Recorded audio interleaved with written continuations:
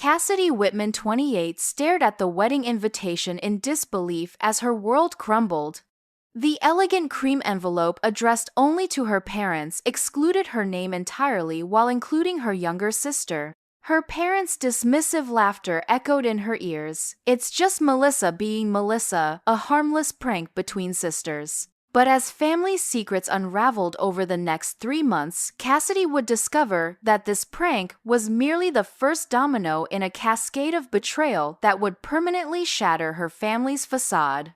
Before I dive into this family revenge drama that changed my life forever, I'd love to know where you're watching from. Drop your location in the comments below. If this story of family betrayal and karmic justice resonates with you, please hit that like button and subscribe for more real-life drama that proves blood isn't always thicker than water. Now let me take you back to where it all began. Growing up, as the eldest daughter in the Whitman family, I was raised to believe we were the epitome of the perfect American household. Our colonial-style home in suburban Massachusetts, with its white picket fence and meticulously maintained garden, was the envy of the neighborhood. My father, Richard, was a successful corporate attorney whose charm and wit made him the life of every country club gathering. My mother, Eleanor, balanced her role as a respected high school principal with hosting Pinterest-worthy dinner parties that our neighbors raved about for weeks afterward. Then there was my younger sister, Melissa, 3 years my junior, eternally the golden child. With her effortless beauty, infectious laugh, and seemingly perfect life trajectory, she moved through the world with an ease I could never quite attain despite my best efforts. While I struggled with anxiety and overthinking, Melissa floated through life collecting achievements and adoration as naturally as breathing. Cassidy, why can't you be more like your sister? Became the unspoken mantra of my childhood, whispered in concerned parent-teacher conferences, implied in disappointed sighs when I chose books over cheerleading, and reflected in the way family photos were arranged. Melissa always centered, always highlighted. Don't misunderstand, I loved my sister fiercely. We shared late-night secrets under blanket forts, defended each other against neighborhood bullies, and had an entire language of inside jokes that baffled our parents. I genuinely celebrated her accomplishments, and she occasionally reminded me of my own worth when self-doubt crept in. But beneath our sisterly bond ran an undercurrent of competition that our parents subtly encouraged. Nothing wrong with a little healthy competition, Dad would say with a wink when comparing our report cards at the dinner table. It builds character. By the time we reached adulthood, the patterns were deeply entrenched. Melissa blazed through an Ivy League education and landed a prestigious marketing position at a Fortune 500 company in Boston. Meanwhile, I pursued a less conventional path, building a modest but growing graphic design business that allowed me to work remotely and maintain the quiet life I preferred. When Melissa met Jackson Harrington, handsome heir to a hotel empire and her perfect match in ambition and social standing, their whirlwind romance surprised no one. Their engagement, after only 8 months of dating, became the central focus of all family conversations. Sunday dinners transformed into wedding planning sessions, holiday gatherings became opportunities to showcase the engagement ring, and my parents' social media accounts filled with photos of the happy couple. I was genuinely happy for her. Jackson seemed to adore her, and she glowed with contentment whenever he was near. When she asked me to be her maid of honor during Christmas dinner, tears sparkling in her eyes, I accepted without hesitation. Despite our complicated relationship, sharing this important moment in my sister's life felt right. "You're the only person I could imagine standing beside me," she had said, squeezing my hand tightly across the dinner table. For the next several months, I threw myself into maid of honor duties, organizing a spectacular bachelorette weekend in Napa Valley, helping her research venues, accompanying her to countless bridal boutique appointments, and even designing her custom wedding invitations as my gift to the couple. The invitations were particularly special to me. I spent weeks perfecting the design, delicate watercolor roses in champagne and blush tones, custom calligraphy, and hand-torn deckled edges that gave each invitation an artisanal touch. Melissa had been ecstatic with the final product, hugging me tightly and proclaiming they were absolutely perfect, just like our relationship. So when the official invitation arrived at my parents' house during a Sunday dinner I was attending, I expected to see my name elegantly inscribed alongside theirs. The confusion hit first as I watched Mom open the envelope and read aloud the formal invitation addressed only to Mr. and Mrs. Richard Whitman. My name was conspicuously absent. There must be a mistake, I said, reaching for the envelope. Mine must be coming separately. The uncomfortable silence that followed told me everything. Mom and Dad exchanged a quick glance before Dad cleared his throat. Actually, sweetie, Melissa mentioned she was keeping the ceremony very intimate, just immediate family and closest friends. I am immediate family, I responded, my voice barely audible even to my own ears. That's when the laughter started, my parents' uncomfortable chuckling that attempted to diffuse tension but only amplified my growing humiliation. "Oh, Cassidy, you know how Melissa loves her little jokes," Mom said, patting my hand dismissively. "It's just a sister prank. You two have always teased each other. Remember when she short-sheeted your bed before prom? But this wasn't a harmless prank. This was a public exclusion from one of the most important family events, and my role as maid of honor had apparently evaporated without explanation." When I called Melissa that evening, her voicemail picked up repeatedly. My text messages showed as delivered but remained unanswered. I spent the night staring at my ceiling, replaying every interaction from the past few months, searching for clues I might have missed. Had I said something offensive? Failed in some maid of honor duty? The silence from my sister felt more painful than any direct confrontation could have been. Little did I know the missing wedding invitation was merely the first thread that, when pulled, would unravel the elaborate tapestry of lies my perfect family had woven throughout my entire life. After 3 sleepless nights filled with unanswered calls and increasingly desperate text messages to my sister, I decided direct confrontation was my only option. I drove to Melissa's downtown Boston apartment on a rainy Wednesday evening, determined to understand what had happened to fracture our relationship so suddenly. The doorman recognized me immediately. "Miss Cassidy, haven't seen you in a while." "Miss Melissa just got home about 20 minutes ago." The familiarity of his greeting momentarily soothed my frayed nerves. At least some things remained normal. I thanked him and took the elevator to the 12th floor, rehearsing what I would say when face to face with my sister. The speech I'd practiced, calm, rational, open to her perspective, evaporated the moment she opened her door. Melissa's expression shifted from surprise to annoyance so quickly I nearly missed the transition. She stood in the doorway wearing yoga pants and one of Jackson's oversized Harvard sweatshirts, her hair pulled into a messy bun, not the carefully curated image she typically presented to the world. "Cassidy, what are you doing here?" Her tone wasn't hostile exactly, but it lacked any warmth. "You haven't been answering my calls or texts," I said, fighting to keep my voice steady. "I thought we should talk in person about the wedding invitation. Or rather, my lack of one." She sighed dramatically and glanced at her Apple Watch. "I've been swamped with work and wedding stuff. I was going to call you tomorrow. Can I come in?" I asked, when she made no move to invite me inside. After a moment's hesitation, she stepped aside. Her apartment was immaculate, as always a showcase of modern luxury with floor-to-ceiling windows overlooking the Boston skyline now glittering against the darkening evening sky.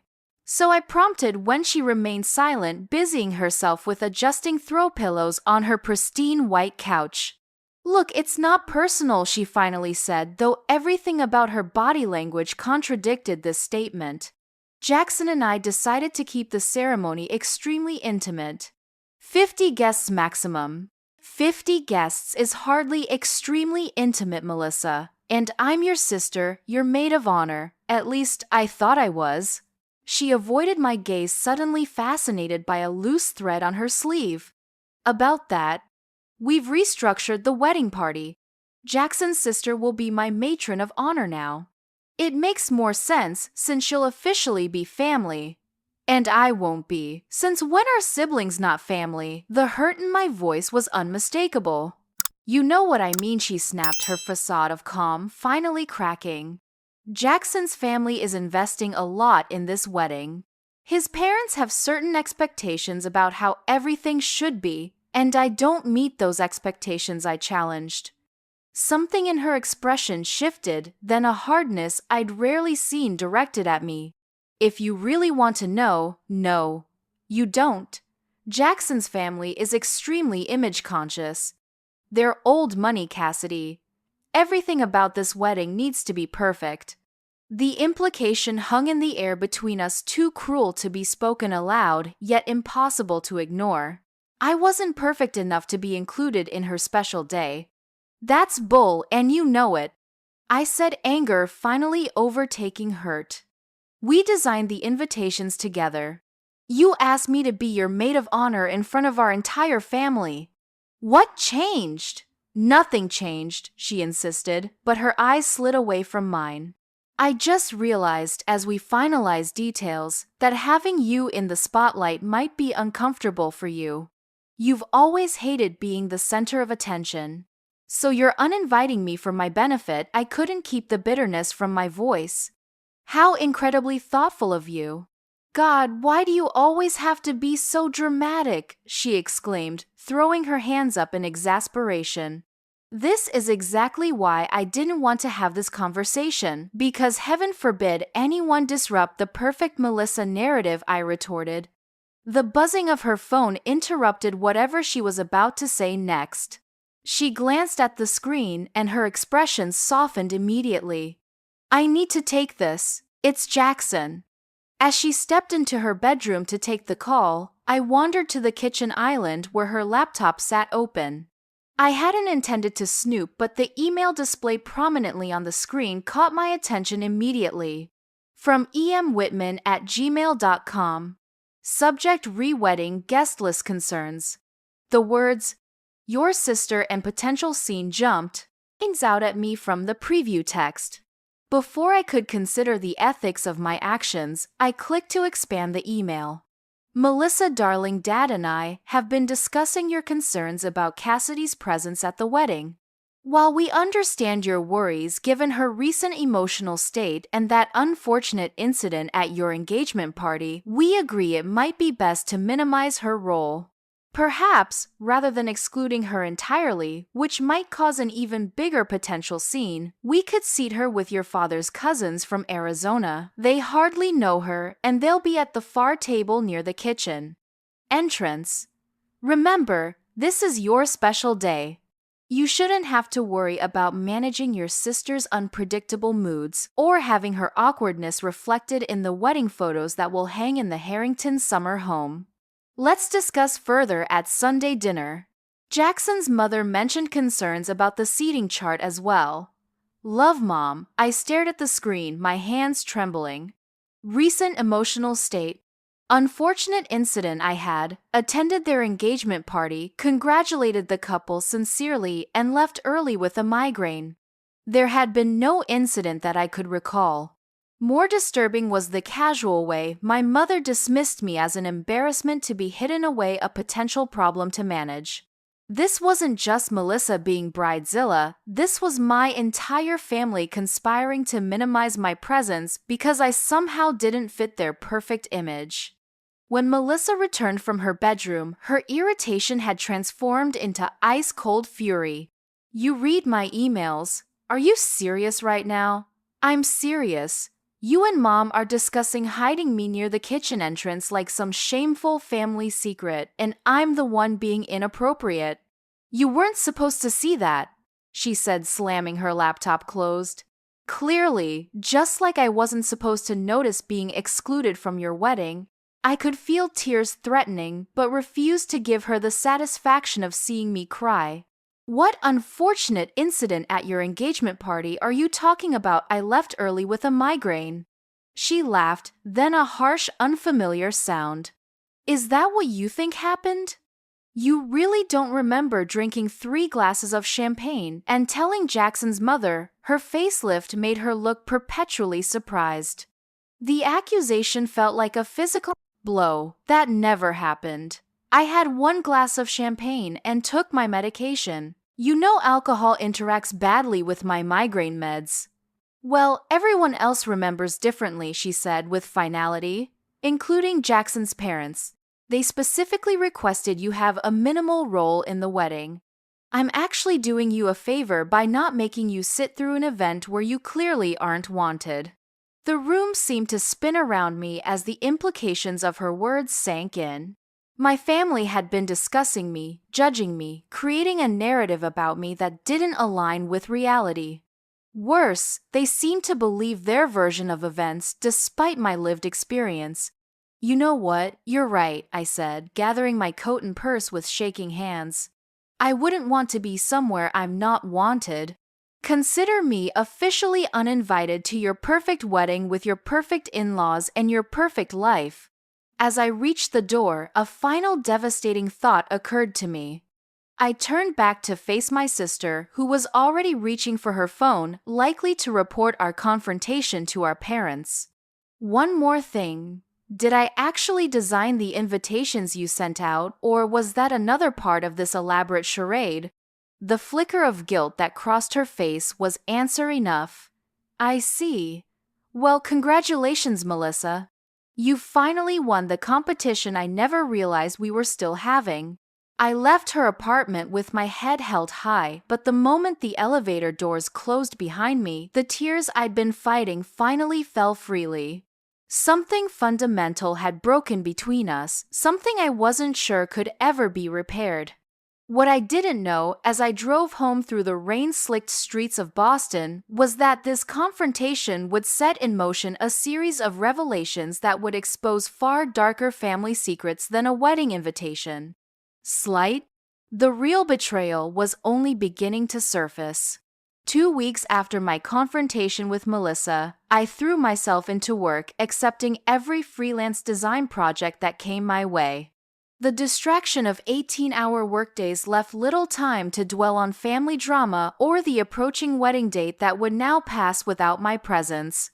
My apartment had become both office and sanctuary, blinds perpetually drawn, takeout containers accumulating, phone calls from my parents ignored. On the rare occasions I did answer their calls, the conversations followed a predictable pattern: superficial inquiries about my work, careful avoidance of any wedding-related topics, and gentle suggestions that I was overreacting to Melissa's difficult position.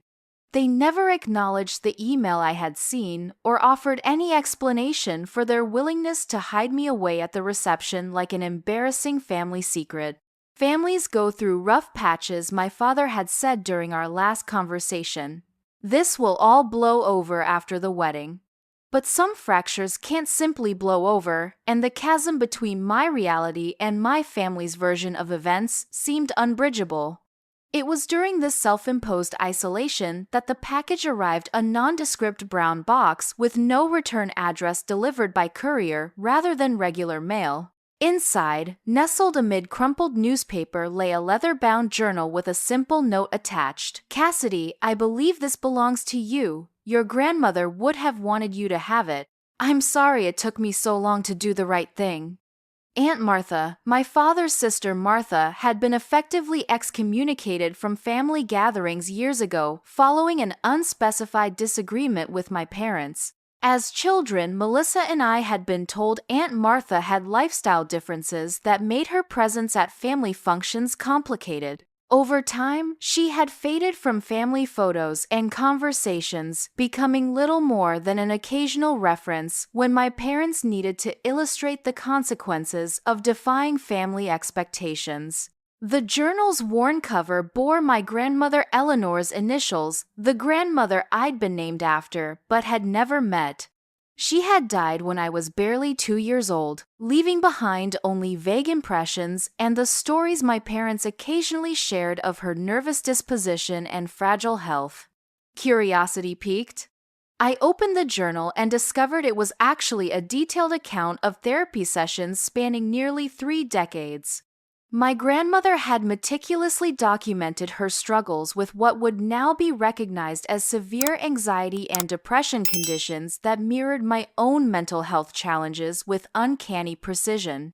As I read further, a more disturbing pattern emerged. Page after page detailed my grandmother's frustrations with my grandfather's dismissive attitude toward her mental health. William insists my episodes are merely attempts to gain attention. He tells the children I'm being dramatic when I cannot attend social functions due to what the doctor now calls panic attacks. How can I make them understand that I would give anything to be normal like them? The parallels to my own experiences were striking. How many times had my own anxiety been dismissed as attention-seeking or dramatics? How often had my parents suggested I simply try harder to overcome the panic attacks that occasionally left me housebound? But it was a passage dated shortly after my birth that truly shook me. My beautiful granddaughter arrived yesterday. Looking into little Cassidy's eyes, I recognized something familiar, a sensitivity, an awareness that reminds me so much of myself. Richard and Eleanor seem concerned that I'm projecting onto an infant, but I know what I see. I pray she will be better understood than I have been. I've started a separate account at First National that will be held in trust for her until her 30th birthday. William would be furious if he knew, but I want to ensure she has options I never had if her mind works the way mine does. A trust fund. For me, this was the first I'd heard of any such arrangement. Tucked into the back of the journal was a faded bank document confirming the establishment of a trust in my name to be accessed when I turned 30 less than 2 years from now. According to the yellowed paperwork, my grandmother had set aside a substantial sum that with interest would now be worth well over $500,000. With trembling hands, I reached for my phone and after a moment's hesitation called the number for Aunt Martha that had been scribbled at the bottom of her note. "I've been expecting your call," she answered on the second ring, her voice warm despite the years of separation. "Aunt Martha, I don't understand. Why would Grandma Eleanor leave me a trust fund? And why am I only learning about it now?" There was a heavy silence before she replied. "Your parents were supposed to tell you about it on your 21st birthday. When I realized they hadn't, I tried to contact you directly, but..." She hesitated. "Eleanor, your mother made it clear that interference from me would not be welcome. But why would they keep this from me?" The question felt naive, even as I asked it, the answer already forming in my mind. "The trust had conditions," Martha explained gently. "Your grandmother stipulated that the money was specifically for your independence education, starting a business, buying a home, anything that would give you the freedom she felt she never had in her marriage. Your father saw it as a criticism of how he raised you, a suggestion that you might need an escape from the family. And my mother..." Another pause. "Your mother has always been determined to present a certain image to the world. The idea that her daughter might have inherited her mother-in-law's problematic tendencies, as she called them, didn't fit that image." The pieces were beginning to align with devastating clarity. My grandmother had recognized something in me, perhaps the same anxiety that had plagued her life and had tried to provide me with financial security and independence. My parents had concealed this gift, effectively denying me access to both my inheritance and a deeper understanding of my own mental health challenges. "There's more," Martha continued. "Your grandmother left similar journals for you that detailed her experiences with anxiety. She hoped they might help you understand yourself better if you face similar struggles. I gave those journals to your parents when you turned 16 and started showing signs of anxiety yourself. They promised to share them with you. They never did," I whispered, anger and grief tangling in my chest. "I suspected as much," she sighed. "When I ran into your sister at a charity event last month, and she mentioned your unexplained emotional problems, I realized you'd been kept in the dark all these years. Melissa knows about this too. The betrayal deepened. She found out recently from what I gather. That's partly why I decided to send you the journal now, despite your parents' wishes. Some truths shouldn't remain buried, especially when they could help you understand yourself better. As our conversation continued, Aunt Martha filled in the gaps of a family history that had been carefully curated for Melissa and me. Our grandmother hadn't been simply nervous or fragile, she had suffered from severe anxiety that went largely untreated due to my grandfather's refusal to acknowledge mental health concerns as legitimate medical issues. My father had apparently inherited this dismissive attitude, while my mother had been more concerned with maintaining appearances than addressing reality. "Your parents aren't malicious, Cassidy," Aunt Martha said as our call neared its end. "They truly believe they've protected you by keeping you from defining yourself by your grandmother's struggles. But in doing so, they've denied you access to your history, your inheritance, and perhaps most importantly, the knowledge that you're not alone in what you experience." After we hung up, I sat motionless for hours, the journal open on my lap, my grandmother's words blurring through my tears. This wasn't just about a wedding invitation or sibling rivalry. This was about a systematic erasure of a medical history that might have helped me understand my own mind years earlier. The family I thought I knew had been actively concealing fundamental truths about my identity and heritage, while simultaneously dismissing my mental health challenges as character flaws rather than legitimate medical concerns. As dawn broke over my apartment, I made a decision. The perfect family facade had been maintained long enough at my expense. It was time to bring the hidden truths into the light, starting with the approaching wedding that had catalyzed this entire revelation. May 15th. Melissa's wedding day arrived, with picture-perfect weather, exactly the kind of softly sunlit spring day she had hoped for when selecting the date. Though I hadn't been invited to the ceremony or reception, I knew every detail of the schedule from my months serving as her unofficial wedding planner. The ceremony would begin at 4 o'clock at St. Andrew's Cathedral, followed by a lavish reception at the Harrington family's country club estate overlooking Massachusetts Bay.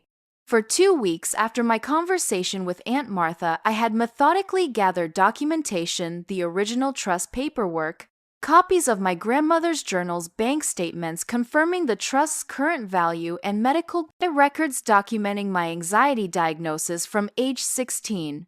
A diagnosis my parents had consistently minimized as Cassidy being oversensitive. I had no intention of disrupting Melissa's ceremony or creating the scene my family so feared. Instead, I chose a different approach, one that would force a reckoning without publicly humiliating anyone. At precisely 2:30 p.m., when I knew the bridal party would be in final preparations at the cathedral, I drove to my parents' home. As expected, the house was empty, the silence a stark contrast to the frantic wedding day energy that would have filled it earlier. Using the key I still possessed, I let myself in and headed directly to my father's home office. The wall safe behind his law degrees had been installed when I was in high school. Its combination, the date of his and my mother's anniversary, a detail he thought secure but had mentioned once during a family dinner. Inside, as I suspected, I found a folder labeled Eleanor Whitman Trust, containing the original documents matching those Aunt Martha had provided. I didn't take anything. Instead, I left the folder on his desk, with my grandmother's journal open beside it, a post-it note attached. "We need to talk about this when you return. I know everything. Cassidy." I also left a printout of the email I had seen on Melissa's laptop highlighted with yellow marker where my mother had suggested hiding me near the kitchen entrance. As I was placing these items, my phone buzzed with a text from an unknown number. "Cassidy, it's Jackson. Can we meet before the ceremony? It's important. I'm at the Starbucks, 3 blocks from the cathedral." The message was unexpected enough to make me pause. Jackson Harrington, my soon-to-be brother-in-law, had always been politely distant in our limited interactions. What could he possibly want to discuss hours before his wedding? Curiosity won out. 45 minutes later, I slid into the booth across from him in the nearly empty coffee shop. He looked immaculate in casual clothes, not yet changed into his tuxedo, his expression uncharacteristically serious. "Thank you for coming," he said, pushing a coffee toward me. "I wasn't sure you would." "I'm surprised you reached out," I admitted. "Especially today." He glanced at his watch. "I don't have much time, so I'll be direct. I know you weren't invited to the wedding, and I know why." I tensed, preparing for another version of the unfortunate incident narrative Melissa had crafted. "The thing is," he continued, "I know it's all bullshit." The unexpected profanity from his usually proper mouth startled me into silence. "You never insulted my mother at the engagement party. You left early with a migraine. I was the one who walked you to your car, remember? You were completely sober and perfectly polite." I stared at him, struggling to process this confirmation of my reality. "Then why would Melissa?" "Because my mother suggested you'd make a more appropriate bride for me than your sister," he interrupted, his voice tight with contained anger. "Apparently she made the comment to your mother at the engagement dinner after you'd left. Something about how a talented, independent businesswoman would better complement the future CEO of Harrington Hotels than a marketing girl who's never had an original thought." The revelation hit me like a physical blow. "And my mother told Melissa this, yes, but with a twist. She told Melissa that my mother had been impressed by you, so impressed that she'd expressed concerns about me marrying the wrong sister. According to your mother, this created a complicated situation that could only be resolved by minimizing your role in the wedding." I sat back, mind reeling. "So Melissa thinks I somehow tried to steal her fiancé?" "Not exactly," Jackson clarified, running a hand through his perfectly styled hair. "She knows you didn't actively do anything. But your mother convinced her that your mere presence would make my mother uncomfortable and potentially create tension on her special day. And you're just now telling me this. On your wedding day, I couldn't keep the accusation from my voice." His expression shifted to one of genuine regret. "I only discovered the truth last week when my mother asked why you weren't in the wedding party anymore. She actually likes you, Cassidy. She was confused by your sudden absence from all wedding events. If you've known for a week, why are you still going through with the wedding?" The question escaped before I could consider its implications. Jackson sighed deeply, checking his watch again. "Because I love Melissa despite her flaws. But I'm not marrying into this web of manipulation without setting some boundaries. That's why I wanted to see you, to tell you the truth and to give you this." He slid an envelope across the table. Inside was a wedding invitation, not the elaborate creation Melissa had eventually commissioned to replace my designs, but a simple card with the ceremony details handwritten in Jackson's precise script. "This is from me, not Melissa," he explained. "I'm not asking you to attend if it would be too painful. But I wanted you to know you were welcome, that at least one person in this family circus sees through the lies." "Does Melissa know you're doing this?" My voice wobbled slightly. "No, and she'll be furious when she finds out. But I'm done enabling this dysfunctional dynamic. After the honeymoon, I intend to insist on family counseling as a condition of moving forward. Your sister deserves the chance to break free from your parents' manipulation as much as you do." His phone buzzed repeatedly, text messages from his best man, wondering about his whereabouts. Our time was up. As Jackson stood to leave, he hesitated. "For what it's worth, I think you're incredibly talented. Those wedding invitations you designed were beautiful, far better than the generic ones Melissa panic-ordered after she decided to exclude you." "Thank you for telling me the truth," I said, my voice steadier than I expected. "I hope you and Melissa find happiness despite everything." "Will you come?" he asked, nodding toward the invitation. I considered the question carefully.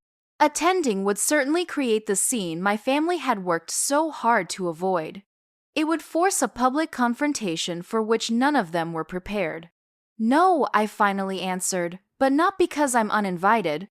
I'm choosing not to attend because I refuse to participate in any more family fictions. When you and Melissa return from your honeymoon, if she's genuinely interested in healing this rift, she knows where to find me. Jackson nodded, seemingly relieved. That's fair. For what it's worth, I think your sister does love you underneath all this mess. She's just never learned to separate her identity from your parents' expectations. As he walked away, I remained at the table, turning my coffee cup in endless circles as I processed this new information. The betrayal had deepened, but oddly, I felt lighter knowing the truth, even this ugly truth, than I had living in confusion and self-doubt. My mother had deliberately driven a wedge between me and my sister based on a twisted version of an innocent comment. My parents had hidden my grandmother's financial gift and medical history from me, likely to maintain their perfect family narrative.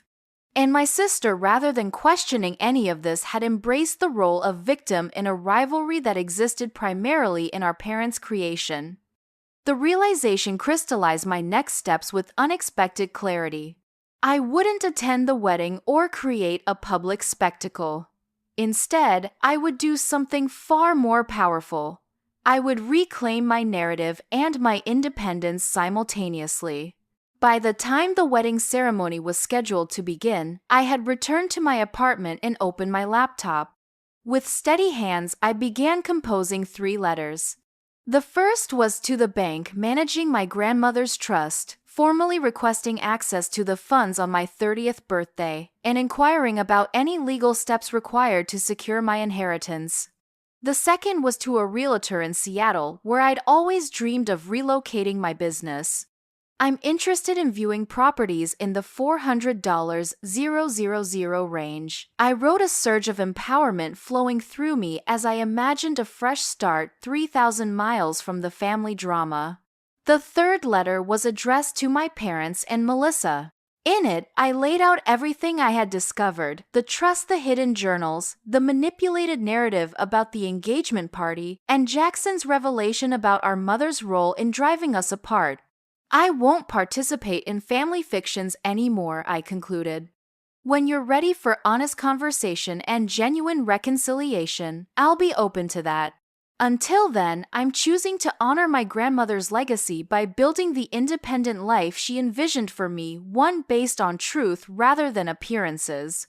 As I sealed this final letter, my phone chimed with an incoming text from my mother. Darling, the ceremony was beautiful. Melissa looked radiant. We missed having you there, but understand you needed space. Sunday dinner this week.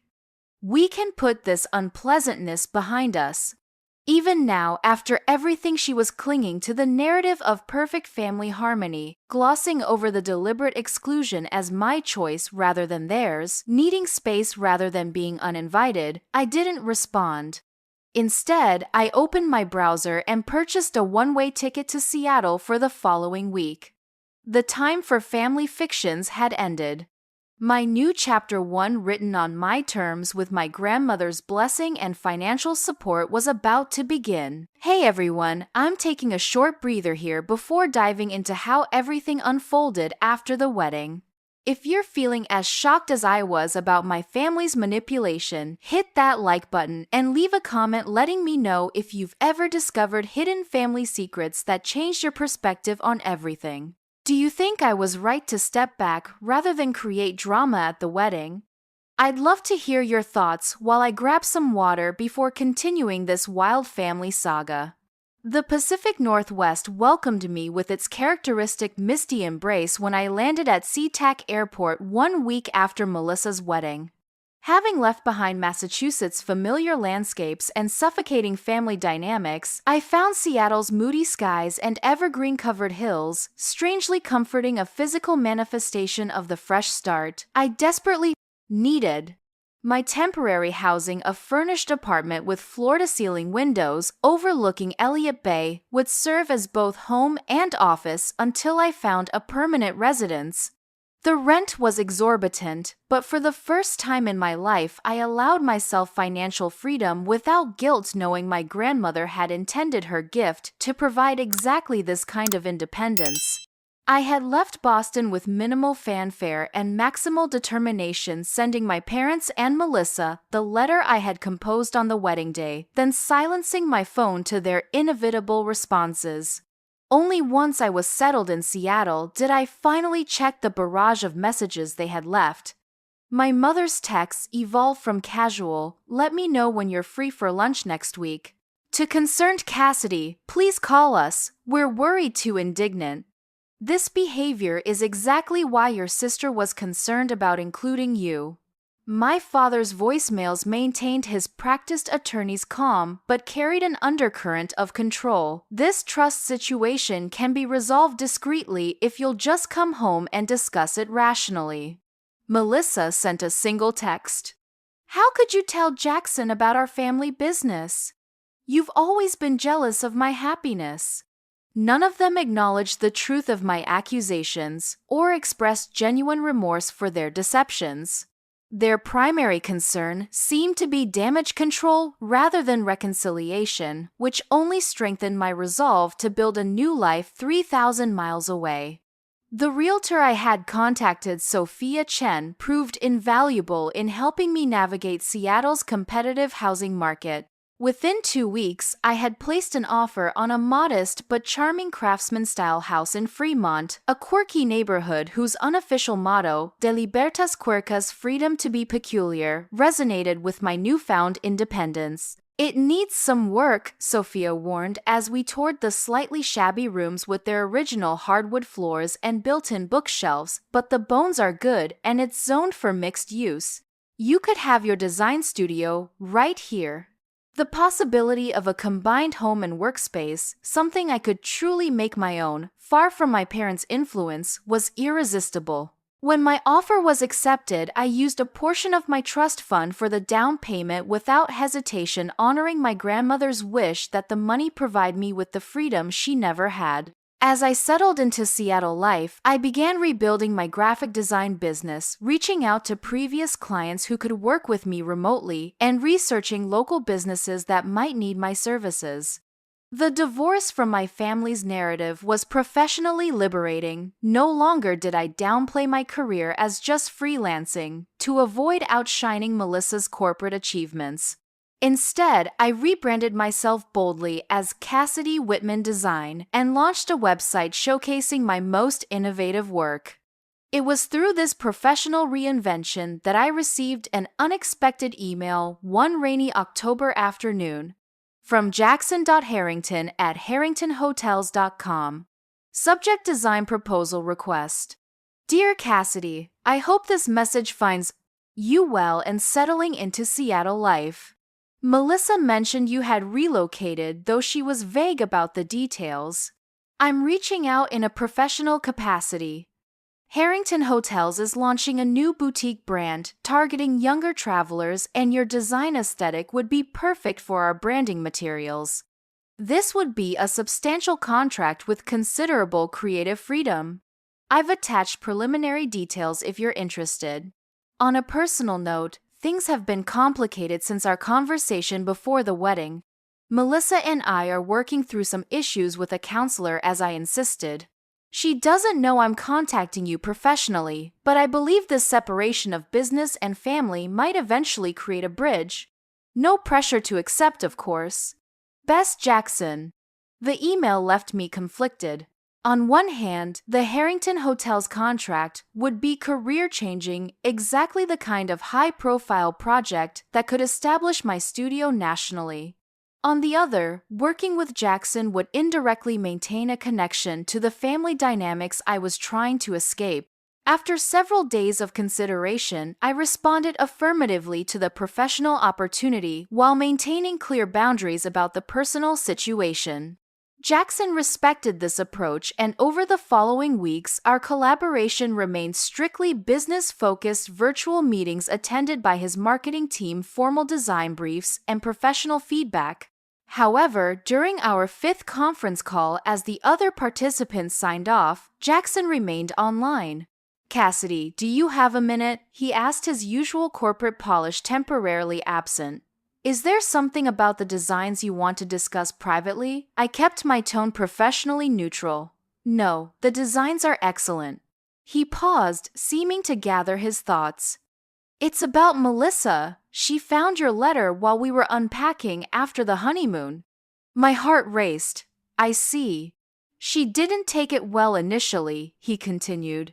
There was a lot of denial, anger, accusations that you were making things up for attention. That sounds familiar, I said dryly. Yes, well, that's been the pattern, hasn't it? He ran a hand through his hair, a gesture I'd come to recognize as signaling his discomfort. But something unexpected happened last week. Your Aunt Martha contacted Melissa directly and corroborated everything in your letter. She even provided copies of additional journals from your grandmother. This revelation stunned me. Aunt Martha had been my confidant during my transition to Seattle, but she hadn't mentioned reaching out to my sister. How did Melissa respond to that? It's been complicated. She's angry, confused, hurt. But for the first time, she's directing some of that anger where it belongs, toward your parents rather than you. I absorbed this information cautiously, unwilling to invest too much hope in the possibility of change. Has she actually acknowledged her role in all this? We're working on that in counseling, Jackson admitted. She still struggles with separating her identity from the narrative your parents created. But she's asking questions now, which is progress. Why are you telling me this, Jackson? I've been very clear about maintaining professional boundaries. Because she wants to talk to you, he replied simply. Not now, she's not ready yet. But eventually. And I thought you should know that the door might be opening, even if just a crack. After our call ended, I sat in my newly renovated home office watching raindrops trace patterns down the windows while processing this unexpected development. I had moved 3,000 miles to escape my family's toxic dynamics, yet here was the possibility of reconciliation, or at least honest conversation, finding me despite the distance. I wasn't ready to forgive, not yet. The wounds were still too fresh, the betrayals too significant, but perhaps my grandmother's journals had created an opportunity for truth that might eventually lead to healing. For now, that possibility was enough. By December, my life in Seattle had developed a comfortable rhythm. My design business was thriving thanks in part to the Harrington Hotel's contract, which had led to referrals from other luxury brands. My Fremont house was gradually becoming a home. Each carefully selected piece of furniture and artwork chosen to reflect my authentic self rather than my family's expectations. For the first time in my life, I felt genuinely at peace with who I was, anxiety and all. The holiday season approached with its inevitable complications. Invitations from my parents arrived by mail, formal Christmas cards with handwritten notes pretending nothing had changed, followed by increasingly insistent phone calls about my obligation to return to Massachusetts for family celebrations. Cassidy, be reasonable, my mother urged during one such call. It's Christmas. Families should be together regardless of minor disagreements. Minor disagreements, I repeated incredulously. You hid my grandmother's medical history from me, lied about a trust fund she established specifically for me, and deliberately created a rift between me and my sister based on a fabricated story. That's not minor, Mother. You're exaggerating everything as usual, she sighed. And bringing up ancient history won't solve anything. We need to move forward as a family. Her dismissal of my legitimate grievances as exaggeration was so familiar it almost made me laugh. This was the exact pattern I had documented in therapy over the past months. My reality consistently invalidated my concerns, minimized my boundaries, ignored. I won't be coming for Christmas, I stated firmly. I'm creating my own traditions this year. My father tried next, his approach more strategic. Your absence will devastate your sister, he claimed, though Melissa herself had made no attempt to contact me directly. She's been going through a difficult time questioning everything. Don't you think she needs her big sister's support right now? The manipulation was so transparent it was almost impressive. If Melissa wants my support, she knows how to reach me, I replied calmly. My door is open for honest conversation, not for another performance of the perfect family charade. I ended both conversations with a newfound confidence in my boundaries, but they left me emotionally drained nonetheless. Later that evening, as I was preparing dinner in my kitchen, my phone rang with an unfamiliar Massachusetts number. "Hello, Cassidy." Aunt Martha's voice was a welcome contrast to my parents' loaded communications. "I hope I'm not interrupting your evening." "Not at all," I assured her, settling onto my couch. "I'm always happy to hear from you." "I'm calling because something significant has happened," she explained without preamble. "Your parents have been served with legal documents regarding your grandmother's trust." I sat up straighter. "What, I haven't initiated any legal action?" "No, but the bank has," she clarified. "Apparently, when you requested information about accessing the trust on your 30th birthday, it triggered an internal review. They discovered that your parents, as trustees until your 30th birthday, have been making unauthorized withdrawals from the account for years." The revelation hit me like a physical blow. They've been stealing from my trust fund, according to the bank's investigation, yes. Small amounts initially, 5,000 here, 10,000 there, but increasing over time. The total misappropriation appears to be just over $170,000. I struggled to process this new betrayal. What did they use the money for? Various things, it seems. A significant portion went toward Melissa's wedding. There were also transfers coinciding with your parents' anniversary trips to Europe, renovations to their vacation home in Vermont, and your father's vintage car restoration hobby. The picture became devastatingly clear. While hiding my grandmother's gift from me, they had been systematically pillaging it to fund their perfect family lifestyle, including the lavish wedding from which I had been excluded. "What happens now?" I asked, my voice steadier than I expected. "The bank has frozen the remaining funds pending resolution. Your parents have been given the option to repay the misappropriated amount with interest or face criminal charges for financial fraud. They're understandably in crisis mode. And Melissa. Does she know about this, Aunt?" Martha's voice softened. "She does. In fact, she was the one who alerted me. Jackson's family has connections at the bank, and word of the investigation reached him through professional channels. He told Melissa, who then called me in a state of considerable distress. The irony wasn't lost on me. The golden child had discovered her parents' feet of clay, the perfect family facade crumbling under the weight of its own deceptions. How is she handling it? I found myself genuinely concerned despite our estrangement. "She's shaken," Martha admitted. "It's forcing her to reevaluate many of her assumptions. She asked for your contact information, but I thought I should speak with you first." I hesitated, weighing my sister's request against the months of pain and confusion. "You can give her my number," I decided finally. "I can't promise immediate reconciliation, but I'm willing to listen." After ending the call with Aunt Martha, I sat in my darkened living room watching the twinkling lights of Seattle through my windows as I processed this new development. There was no satisfaction in learning about my parents' financial fraud, only a profound sadness that the people who should have protected my inheritance had instead exploited it for their own benefit. The following morning brought another unexpected call, this time from Jackson. "I assume Martha has updated you on the situation," he began without greeting. "Yes, last night," I confirmed. "I understand the bank is pursuing repayment." "That's part of why I'm calling," he said. "My father-in-law called me this morning, asking if I would consider loaning them the money to repay the trust. Apparently, they don't have liquid assets sufficient to cover the amount, plus penalties." I was momentarily speechless at the audacity of my father's request. "And what did you tell him? That his request was inappropriate on multiple levels," Jackson replied, a hint of satisfaction in his voice. I reminded him that I'm in the hospitality business, not banking, and suggested he liquidate some of his investments or take a loan against his vacation property.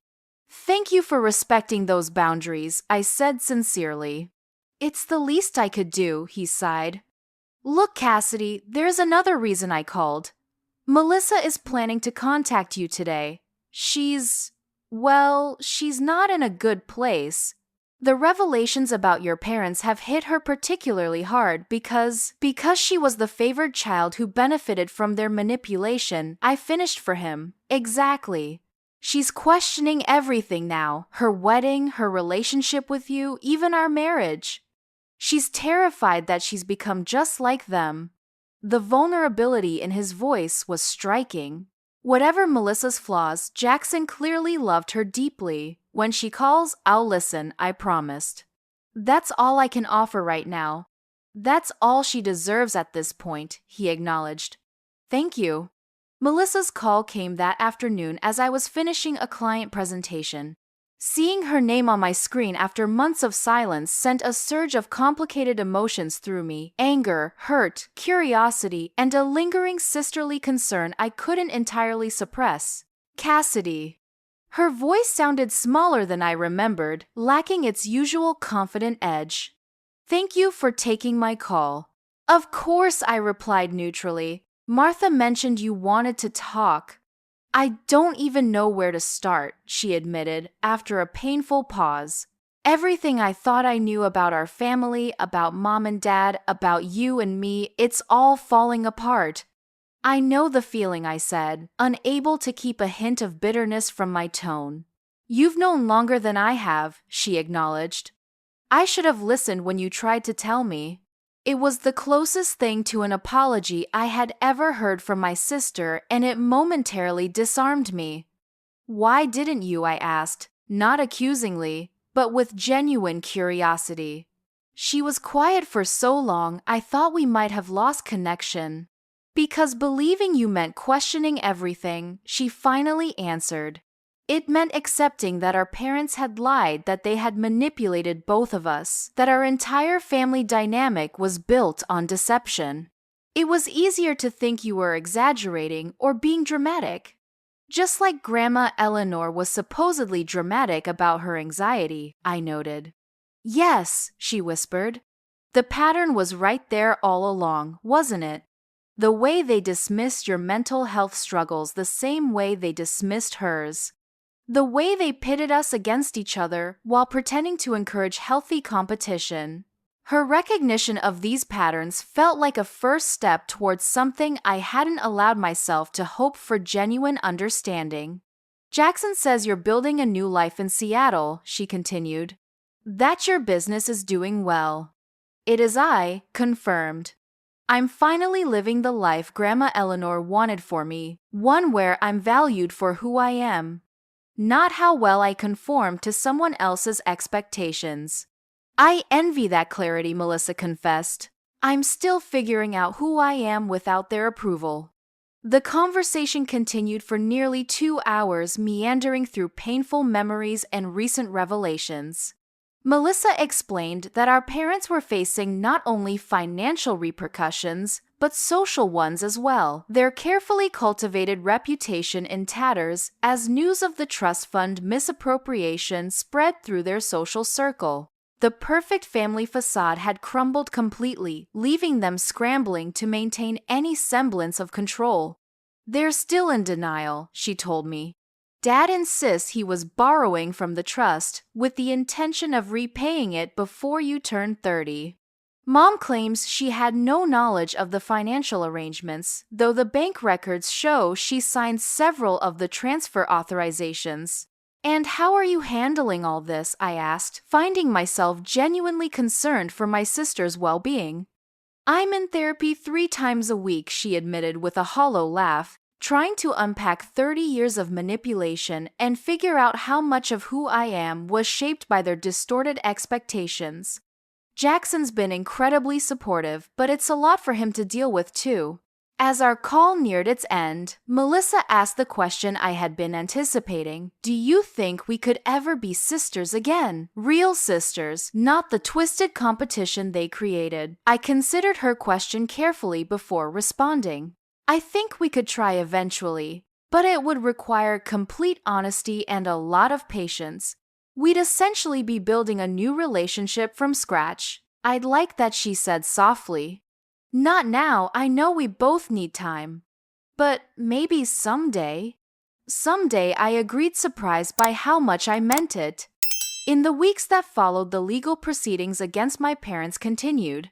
They ultimately avoided criminal charges by agreeing to repay the full amount plus penalties, a settlement that required them to sell their vacation home and liquidate a significant portion of their retirement investments. The financial consequences were substantial, but the social fallout proved even more devastating to people who had built their identity around appearances. As for Melissa and me, we began a cautious reconnection through occasional texts and video calls.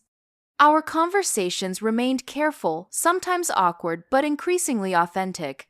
We were like strangers, getting to know each other, strangers with a shared history of manipulation who were both learning to define themselves outside the narrative our parents had created. The following spring, as I celebrated my 30th birthday and officially gained access to my grandmother's trust, I received a package from Massachusetts. Inside was a framed photo I had never seen before, my grandmother holding me as a baby, her expression one of pure love and recognition. The note, attached in Melissa's handwriting, read simply, "I found this in Mom's closet. She should never have kept it from you. Happy birthday, Cassidy. You are so much like her, and that's something to be proud of." It wasn't forgiveness exactly, the journey toward that would be much longer and more complex. But it was acknowledgement, and for now, that was enough. 1 year after my escape to Seattle, I stood on the deck of my Fremont home, watching the summer sunset paint the sky in shades of pink and gold. My grandmother's trust had been fully restored with interest, my design business had expanded to include 3 employees, and my first book, a memoir about intergenerational anxiety and breaking family patterns, was scheduled for publication in the fall. The journey hadn't been easy.